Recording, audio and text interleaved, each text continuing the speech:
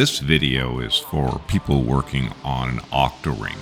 We're going to go over the I2C circuit, and it's pretty easy once you understand how it works, but it'll take some explaining on my part. This is the Wemos D1 R32. It's the ESP32 that's in the shape of an R3 Uno. It's a very good board.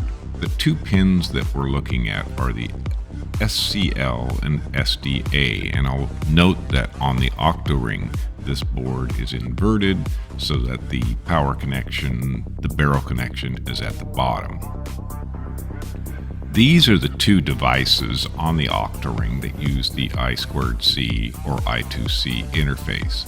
There's an SDA line and an SCL. The device on the right is the display. It will need a 5-volt and a ground, and the SDA and SCL pins will have to be connected to those terminals on the display. On the left, we have both sides of the sensor.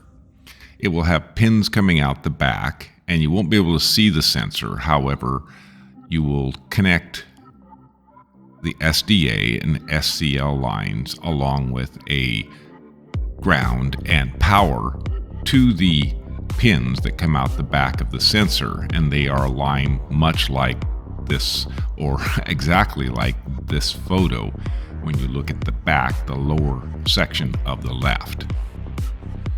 This is the full I2C circuit, and the one thing to note is that there is a junction in the wire so that we can split between the two devices, the sensor and the display, and that's what makes it unique inside the octoring. It's one of the few conductors that has a splitter to connect to two wires, or actually three. The next device is the fan, and it is wired to a motor controller that's somewhere inside the unit.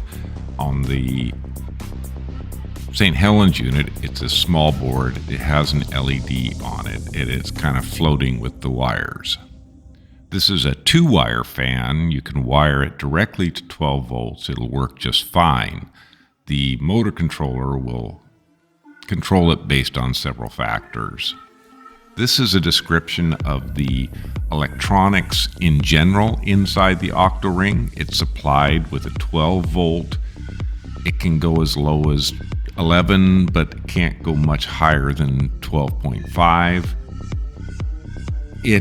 Inside the octoring, there's a 5-volt bus or a 5-volt wire that goes to the devices to power them up, called the VCC line. There's also a ground that goes to each device inside the octoring.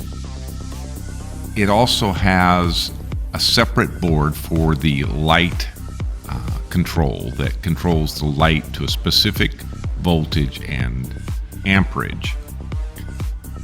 Other than that, the motor controls the fan, and there may be a thermocouple or other devices to charge batteries, but in the units going to Berkeley, there really isn't much more.